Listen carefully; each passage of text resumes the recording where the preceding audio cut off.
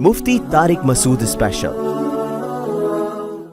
پہلے تو میں یہ عرض کروں محرم کی اسلام میں فضیلت کیا ہے اور کیوں ہے یہ فضیلت۔ رسول اللہ صلی اللہ علیہ وسلم نے فرمایا کہ محرم کو آپ صلی اللہ علیہ وسلم نے شہر اللہ قرار دیا ہے۔ صحیح حدیث ہے کہ آپ صلی اللہ علیہ وسلم نے فرمایا، صحیح مسلم کی حدیث ہے کہ رمضان کے روزوں کے بعد سب سے زیادہ جو روزے افضل ہیں وہ شہر اللہ المحرم، اللہ کے مہینے محرم کے ہیں، یعنی اللہ کی طرف اس محرم کی نسبت کی جا رہی ہے، تو یہ ایک بڑی فضیلت کی چیز ہے۔ اور قرآن میں جن 4 مہینوں کو محترم قرار دیا ہے، عرب ان مہینوں میں جنگ و جدال کو حرام سمجھا کرتے تھے کہ یار یہ ناجائز ہے، اس میں جنگ نہیں کرنی چاہیے، ان مہینوں کا احترام لازم ہے۔ ان میں 4 مہینوں میں محرم بھی ہے، محرم، رجب، ذی الحجہ، ذی قعدہ، ذی الحجہ، یہ 4 مہینے ہیں جو محترم ہے، لیکن اس میں پھر رجب بھی داخل ہے اور ذی قعدہ بھی اور ذی الحجہ بھی، تو یہ بھی ہے۔ اور 10 محرم کے روزے کی بڑی فضیلت ہے۔ آپ صلی اللہ علیہ وسلم نے فرمایا 1 سال کے گناہوں کی معافی کا ذریعہ بنتا ہے، لیکن آپ نے فرمایا کہ یہودیوں کی مشابہت نہ کرو، کیونکہ یہودی 1 روزہ رکھتے ہیں تو ہم 9، 10 یا 10، 11 2 روزے ملائیں گے، تو یہ محرم کی فضیلت ہے۔ اور یہ کیوں ہے اس کی ہمیں وجہ معلوم نہیں ہے۔ جیسے کسی نے ابھی بھائی نے سوال پوچھا نا ایک کہ اس میں کوئی واقعات ہوئے تھے، تو پہلے میں بتا دوں 10 محرم میں جب نبی صلی اللہ علیہ وسلم نے محرم کے مہینے کی یہ فضیلت بیان کی تو اس کو کسی واقعے کی بیس پہ بیان نہیں کی ہے۔ اس بارے میں جتنے واقعات ہمارے پاس منقول ہیں کہ آدم علیہ السلام جنت سے زمین پہ آئے تھے، یا قیامت آئے گی اس دن، یا یہ کہ اور پتہ نہیں کیا کیا، ابراہیم علیہ السلام کو آگ میں ڈالا گیا، یہ سب من گھڑت ہیں، اس کی کوئی حقیقت نہیں ہے، موضوع روایتیں ہیں۔ البتہ اس دن موسیٰ علیہ السلام اور بنی اسرائیل کو فرعون سے نجات ملی تھی، اس بارے میں روایت سندن بہتر ہے، یعنی اس کو مستند روایت کہا جا سکتا ہے۔ تو وہ یہ کہا جا سکتا ہے کہ 10 محرم کو موسیٰ علیہ السلام اور بنی اسرائیل کو اللہ نے فرعون سے نجات دی تھی، اسی بیس پہ یہودی روزہ رکھا کرتے تھے اس دن۔ تو یہ روایت کے علاوہ باقی جتنے بھی واقعات ہیں سب من گھڑت ہیں۔ باقی حضرت حسین رضی اللہ تعالیٰ عنہ کو جو کربلا میں شہادت ملی ہے، وہ تو 10 محرم، وہ تو فضیلت تو اسلام میں پہلے سے تھی، تو حضرت حسین رضی اللہ تعالیٰ عنہ کا واقعہ تو بعد میں ہوا ہے، تو اس سے حضرت حسین کی شہادت کو اور فضیلت مل گئی کہ آپ کو ایک مقدس دن میں اللہ تعالیٰ نے شہادت عطا فرمائی ہے۔ تو اب کیا مسئلہ ہے، اب میں جو ہے نا نمبر وار سوال پڑھ کے بتاتا ہوں، نمبر وار جو ہے نا، تاکہ وہ بحث ہماری گچ مچ نہ ہو جائے۔ ابھی سارے سوال میں نے اکٹھے پڑھ لیے تھے تاکہ آپ کو پتہ چلے کہ آج محرم کے بارے میں کیا معلومات ہم شیئر کریں گے، کیا مسائل میں بتاؤں گا۔ محرم میں کالے کپڑے پہننا، یہاں سے ہمارے سوالات شروع ہوئے تھے۔ محمود صاحب نے انڈیا سے پوچھا تھا۔ دیکھیں کالے کپڑے کسی بھی وقت پہنے جا سکتے ہیں، کالے کپڑے پہننے کے ناجائز ہونے کی ہمارے پاس کوئی دلیل نہیں ہے۔ سفید کو پسند کیا گیا ہے، نبی صلی اللہ علیہ وسلم نے فرمایا سب سے زیادہ پسندیدہ لباس وہ سفید ہے۔ کفنوا فیہا موتاکم، اپنے مردوں کو بھی اسی میں دفن کیا کرو، اس لیے سفید لباس کو آپ صلی اللہ علیہ وسلم نے افضل قرار دیا، اس میں پاکیزگی زیادہ ہے۔ باقی نبی صلی اللہ علیہ وسلم نے مختلف رنگوں کے کپڑے پہنے، اس کی علماء وجہ یہ بیان کرتے ہیں کہ اس زمانے میں غربت تھی، آپ نے سفید لباس کو پسند تو کیا، لیکن نبی کے لیے ہر وقت سفید لباس کا انتظام کرنا آسان نہیں تھا، غربت تھی، لباس پہن لینا ہی بڑی بات ہوتی تھی کہ لباس مل جائے کسی کو۔ کتنے واقعات ہیں کہ ازار ہے تو قمیض نہیں ہے، قمیض بڑی مشکل سے کسی کو ملتی تھی، کچھ چادر نہیں ہے اوپر پہننے کی، اتنی غربت کا عالم تھا، تو اس میں آپ صلی اللہ علیہ وسلم یہ تکلف کرتے کہ ہر قیمت پہ میرے لیے سفید لباس لے کر آؤ، تو یہ آپ صلی اللہ علیہ وسلم کے مزاج میں جو سادگی تھی یہ اس کے خلاف تھا۔ تو آپ نے دنیا میں تکلف نہیں کیا، جو جیسا لباس ملا پہن لیا، پسند سفید کو کیا۔ لہذا آج کیا ہے کہ آج اللہ نے لوگوں کو مالی وسعتیں دی ہیں، تو جو لوگ سفید لباس کا معمول بنا سکتے ہیں ان کے لیے افضل یہی ہے کہ وہ سفید لباس پہنا کریں، کیونکہ نبی صلی اللہ علیہ وسلم نے ہمیں اس کی ترغیب دی ہے۔ خود کیوں نہیں پہنا، اس میں تکلف تھا، یعنی پراپر انتظام کرنا مشکل تھا، تو جو آیا پہن لیا آپ صلی اللہ علیہ وسلم نے، کیونکہ ایک چیز مشکل ہے اس میں اتنا تکلف کرنا، یہ خود بھی تو نبی کے مزاج کے خلاف ہے۔ تو اس لیے ہم کہتے ہیں کہ بھئی جو ملے پہن لو، لیکن اگر لوگ آج کل تو لباسوں میں تکلف ویسے ہی بہت ہو رہا ہے، تو آپ نے جب سلوانے ہی ہیں، خریدنے ہی ہیں، تو سفید کو ترجیح دیں آپ، اس میں پاکیزگی زیادہ ہے، اس میں طہارت زیادہ ہے۔ آپ سفید لباس کے عادی ہو گئے، آپ سے کلر والا لباس پہنا نہیں جائے گا۔ میں نے تو 15-20 سال میں نے سفید لباس پہنا ہے، تو مجھے پتا ہے کہ پھر کلر والا لباس نہیں پہنا جاتا، سفید میں پاکیزگی اتنی ہے. اب میں پہنتا ہوں کلر والا لباس، وہ وجہ اس کی ہے کہ بعض دفعہ گھر والوں کا اصرار ہوتا ہے، بعض دفعہ کیمرے کی ریکوائرمنٹ ہوتی ہے، وہ کیمرہ سفید لباس کو کیچ نہیں کر پا رہا ہوتا، وہ کیمرہ مین کہہ رہا ہوتا ہے بھائی کوئی اور کلر، کوئی اور کپڑے پہن کے وغیرہ وغیرہ. تو خیر میرا عمل تو کوئی حجت نہیں ہے، لیکن افضل یہی ہے کہ سفید لباس کو ترجیح دی جائے، پہنا جائے. اور علماء صلحاء اکثر عموماً ہم نے دیکھا ہے کہ سفید لباسی کو ترجیح دیتے ہیں. کلر والا بھی جائز ہے لیکن بہتر یہی. تو محرم میں بھی سفید ہی ہے، سفر میں بھی سفید ہی ہے، ربیع الاول میں بھی سفید ہے. تو محرم میں سفید کے بالکل الٹ کر لینا، کالا پہن لینا، یہ تو بالکل سفید کے اپوزٹ ہو گیا نا. تو ہم یہ نہیں کہہ رہے کہ کالا لباس پہننا ناجائز ہے، لیکن آپ سفید سے اگر آپ نے یو ٹرن لیا بھی تھا تو گرے پہ آ جاتے، گرین پہ آ جاتے، ایک دم آپ بلیک پہ آ گئے، تو بہرحال یہ یعنی کراہت سے خالی نہیں ہے، اس کا معمول بنا لینا. تو ناجائز میں نہیں کہہ رہا، تھوڑا سا ناپسندیدہ ہے کہ آپ سنت پر عمل نہیں کر رہے تو سنت کے بالکل اگینسٹ تو نہ جائیں نا آپ، یعنی بالکل ہی کالا پہن لیں تو بالکل اس کے اپوزٹ ہے. جائز ہے کالا پہننا بھی، لیکن بہتر بہرحال نہیں ہے.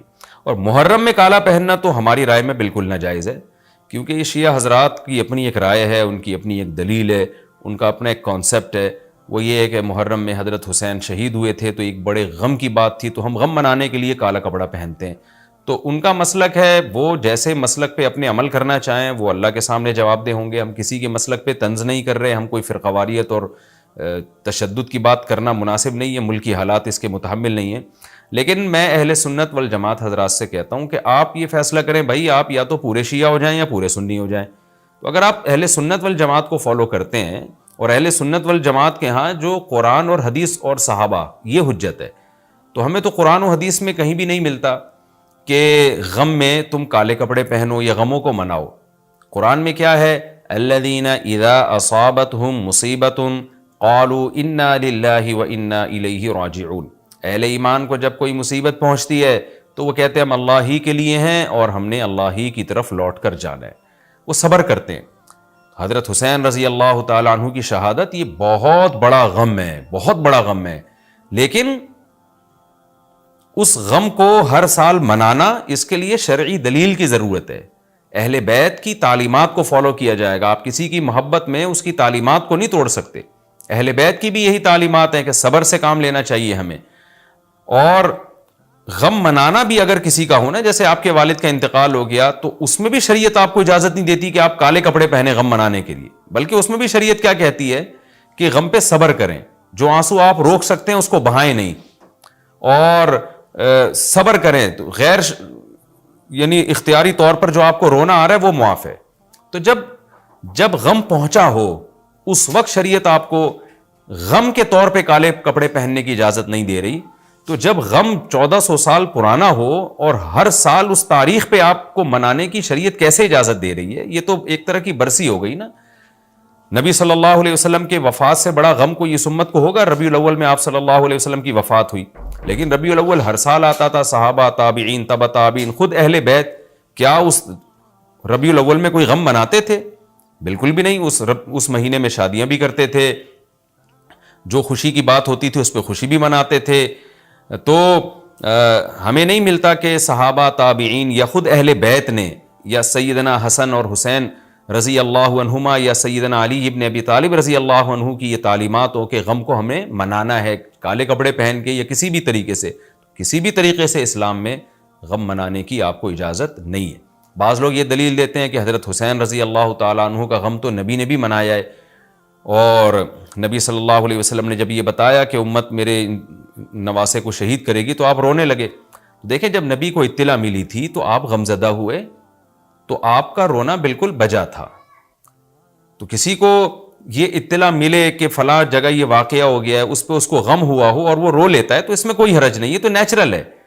لیکن کیا نبی صلی اللہ علیہ وسلم ہر سال، یعنی جس دن آپ کو وحی کے ذریعے پتہ چلا کہ سیدنا حسین ابن علی رضی اللہ تعالیٰ عنہ پہ ظلم ہوگا، تو کیا ہر سال اس تاریخ کو آپ صلی اللہ علیہ وسلم رویا کرتے تھے؟ بالکل بھی ایسا نہیں ہے. تو غم کی اطلاع جس وقت ملی ہو اس وقت رونا آ جانا یہ نیچرل ہے، لیکن ہر سال پراپر اس رونے کو پراپر طریقے سے منانا یا کالے کپڑے پہن کے اس کو منانا، یہ تو بالکل اسلام میں ناجائز ہے. ہمارے پاس اس کے جائز ہونے کی کوئی دلیل نہیں. تو شیعہ حضرات جو کر رہے ہیں آپ ان کو کرنے دیں, ان کو جا کے نہ چھیڑیں, آپ ان کو طنز نہ کریں, وہ ان کی جو رائے ہے وہ اس پر عمل کریں. اسلام میں فرقے تو ہیں ہمیشہ سے, ہم نے تو یہ دیکھنا ہے کہ کون سا صحیح ہے, ہم نے تو اس کو فالو کرنا ہے. تو جو ہمیں صحیح لگے گا ہم اس کو فالو کریں گے. باقی ہم کسی کے نفرتیں پھیلانے کے بہرحال ہم قائل نہیں ہیں. تو جو وہ کر رہے ہیں آپ ان کو کرنے دیں, لیکن آپ یہ کام ہرگز نہ کریں, کیونکہ ہمارے لیے جو حجت ہے وہ قرآن, حدیث اور اہل بیت اور صحابہ کرام. تو ان کی جو تعلیمات ہیں ہم نے اس کو فالو کرنا ہے. ان کی تعلیمات میں کہیں بھی نہیں ہے, کوئی مستند روایت نہیں ہے کہ غم منانے کے لیے کسی نے کالے کپڑے پہنے ہو. غم منانا ہی جائز نہیں ہے, تو اس کے لیے کالے کپڑے یا کوئی اور کلر پہننا کہاں سے جائز ہو جائے گا. تو اس لیے محرم میں نارملی تو کوئی بھی وقت میں آپ کالے کپڑے پہن سکتے ہیں, لیکن محرم میں جب آپ پہنیں گے تو اس میں ایک تائید ہوتی ہے کہ گویا آپ بھی اس بدعت میں ان کی تائید کر رہے ہیں. اور رسول اللہ صلی اللہ علیہ وسلم نے فرمایا من تشبہ بقوم فہو منہم, جو کسی قوم کی مشابہت اختیار کرتا ہے وہ انہی میں سے ہے. تو اگر آپ چاہتے ہیں کہ آپ کا شمار قیامت میں اہل سنت والجماعت میں نہ ہو, آپ کو شیعہ مسلک ٹھیک لگتا ہے, تو پھر پراپر آپ شیعہ مسلک پراپر پورے طور پر اختیار کریں. آپ آدھا تیتر آدھا بٹیر چلنا تو ٹھیک نہیں ہے نا. اور اگر آپ چاہتے ہیں قیامت میں آپ کا شمار اہل سنت والجماعت میں ہو, تو پھر مکمل اہل سنت والجماعت کو فالو کریں آپ, تو ان کو جو ہے اپنے حال پہ چھوڑ دیں. میں پھر بتا دوں, میں لڑائی جھگڑوں کا قائل نہیں ہوں. شیعہ حضرات آتے ہیں یہاں پہ بیٹھتے ہیں, گپ شپ لگاتے ہیں, چائے پانی بھی چلتا ہے. میرے دوستوں میں بھی ہیں بعض شیعہ حضرات, سلام دعا ہے ان سے, لیکن مذہب پہ بحث نہیں ہوتی. لکم دینکم ولی دین, ہم ان سے کہتے ہیں ٹھیک ہے بھائی آپ اپنے رائے پر عمل کریں, بحث مباحثہ نہ کریں.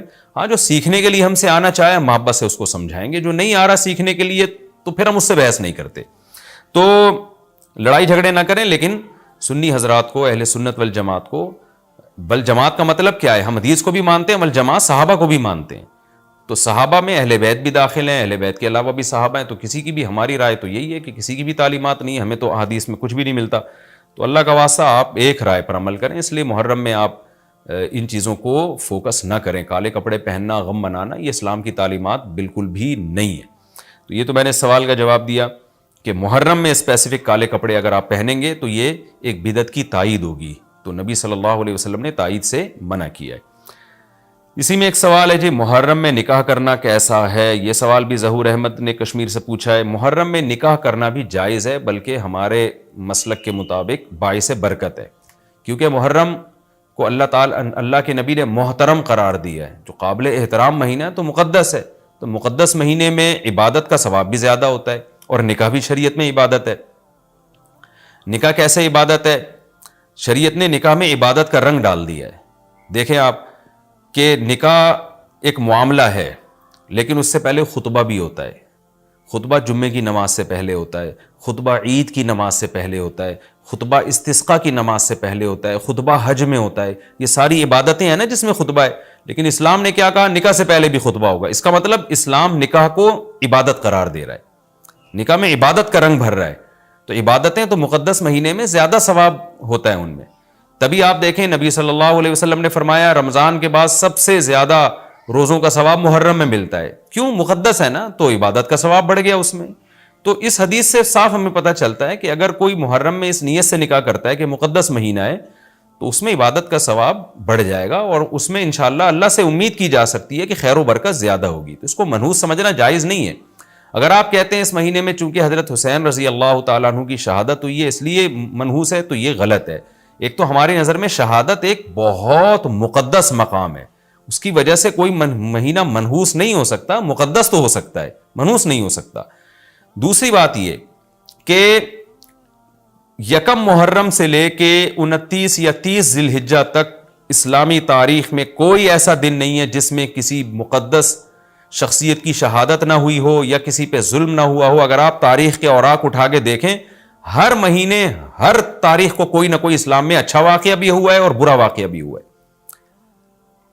حضرت عثمان رضی اللہ تعالیٰ عنہ کی شہادت ہوئی باغیوں کے ہاتھوں, خود نبی صلی اللہ علیہ وسلم کی وفات ہوئی ربیع الاول میں, اور بھری ہوئی ہے نا اسلامی تاریخ. حضرت علی رضی اللہ تعالیٰ عنہ کی شہادت ہوئی. تو ان تمام شہادتوں کے آپ ایام نکالیں, ان کے مہینے نکالیں, کوئی مہینہ نہیں بچے گا. تو اس بیس پہ اگر آپ کہتے ہیں کہ اس مہینے میں نکاح پسندیدہ نہیں ہے, پھر تو پہلی تاریخ سے لے کے سال کی آخری تاریخ تک کوئی تاریخ بھی ایسی نہیں ہے کہ جس میں انسان نکاح نہ کرے. اس کا مطلب پھر آپ کنوارے چھڑے چھاٹی گھومتے رہیں, اور مسلمانوں کی پھر گروتھ ریشو تو میرا خیال ختم ہو جائے گا, مر جائیں, کہاں پیدا ہوں گے لوگ.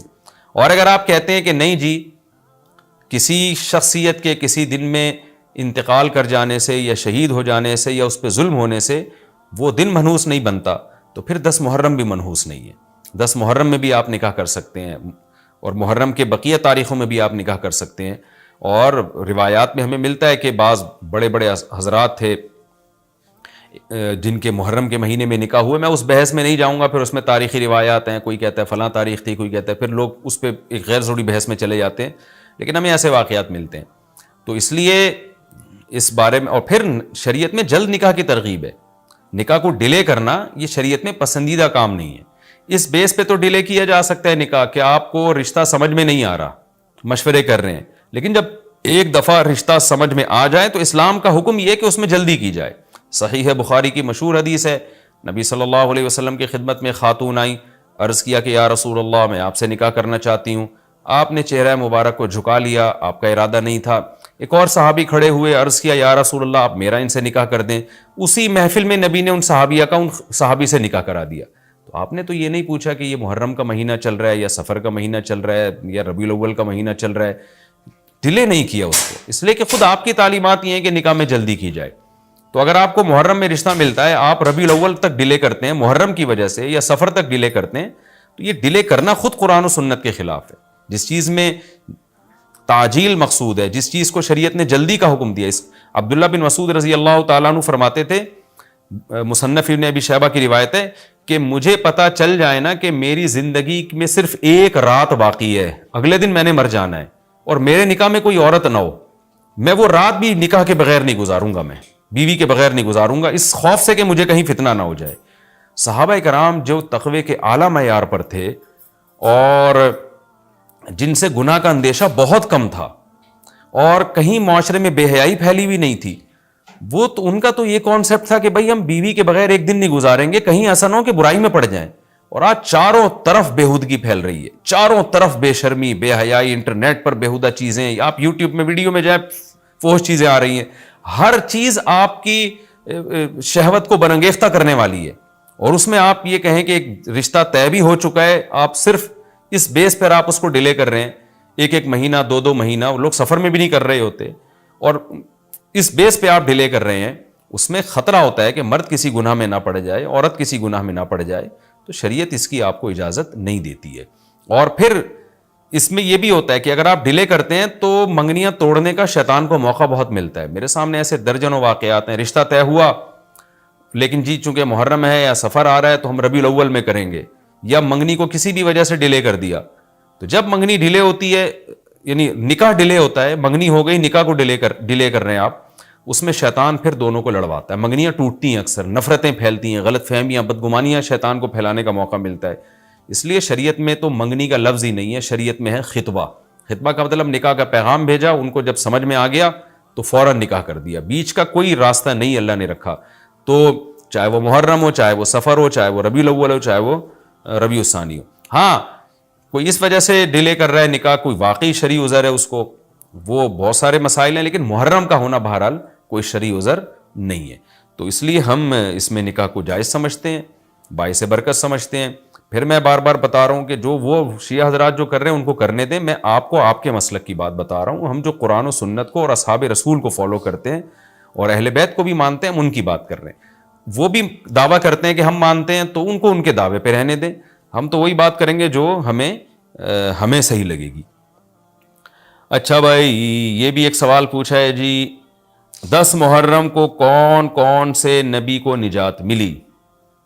یہ بھی سوال میں نے دہرایا تھا، ام محمد نے پوچھا ہے۔ تو دیکھیں اس بارے میں صرف ایک واقعہ مستند ہے، حضرت موسیٰ علیہ السلام کو فرعون سے نجات ملی۔ اس کے علاوہ 10 محرم کی طرف جتنے قصے منقول ہیں، ابراہیم علیہ السلام کو آگ میں ڈالا گیا، پھر آدم علیہ السلام دنیا میں آئے، یا اس دن قیامت آئے گی، یہ سب من گھڑت ہیں، ان کی کوئی حیثیت نہیں ہے، ان کو نہیں بیان کرنا چاہیے۔ یہ بھی سوال ہو گیا قیامت کیا محرم میں آئے گی؟ ایسا نہیں ہے، ہمیں نہیں پتہ محرم میں آئے گی یا سفر میں آئے گی۔ سورہ طٰہٰ میں اللہ نے صاف طور پہ بتا دیا کہ اکاد اخفیہا لتجزی کل نفس بما تسعی، میں قیامت کے دن کو چھپا دوں گا۔ اللہ نے کسی کو نہیں بتایا کس دن آئے گی، آئے گی تو اچانک آئے گی۔ اچانک وہی چیز ہوتی ہے جس کی ڈیٹ کا ہمیں علم نہیں ہوتا۔ لا تأتیکم الا بغتہ، قرآن کہتے ہیں اچانک آئے گی، تو اچانک کا مطلب اس کی ڈیٹ اللہ نے، اس کا سال، اس کا مہینہ اللہ نے ہمیں نہیں بتایا، تبھی تو اچانک آئے گی وہ.